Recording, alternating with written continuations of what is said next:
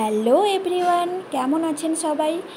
আপনারা যারা আমার ভিডিও রোজ দেখেন তারা নিশ্চয়ই দেখে থাকবে আমি সকালে ফেস প্যাক লাগিয়েছিলাম। দেখুন এই ফেস প্যাক লাগানোর পর আমার মুখে কতটা গ্লো দিয়েছে।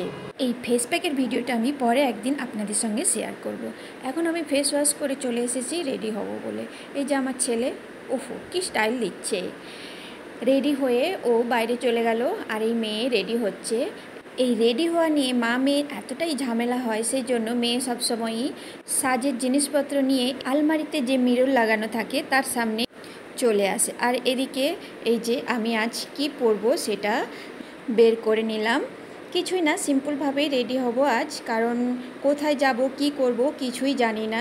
জাস্ট হাজব্যান্ড বলেছে রেডি হও, একটু বাইরে থেকে ঘুরে আসি। তো বাইরে বেরোলে বোঝা যাবে কোথায় যাব। এই যে রেডি হয়ে বেরিয়ে পড়েছি। চলো আমরা রাস্তাতে এখন বেরিয়ে পড়েছি, কোথায় যাব কি করব কিছুই জানি না। প্রথমে তো আমরা খানিকটা রোডে 15-20 মিনিটের মতো ঘুরেই বেড়াচ্ছিলাম। আসলে কি হয়েছে, বাচ্চাদের এক্সাম ছিল, তো সেই জন্য 15 দিনের মতো বাইরে কোথাও বেরোনোই হয়নি। সেই জন্য বাচ্চাদের একটু মুড ঠিক করার জন্য আমরা একটু বাইরে বেরিয়েছিলাম। শেষমেশ হাজব্যান্ড নিয়ে এলো একটা রেস্টুরেন্টে।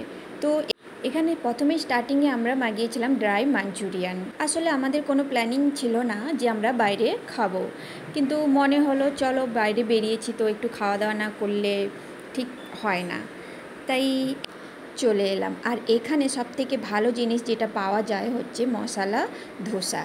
তাই মাঞ্চুরিয়ান শেষ করার পরে আমরা মাগালাম ধোসা, মশলা ধোসা।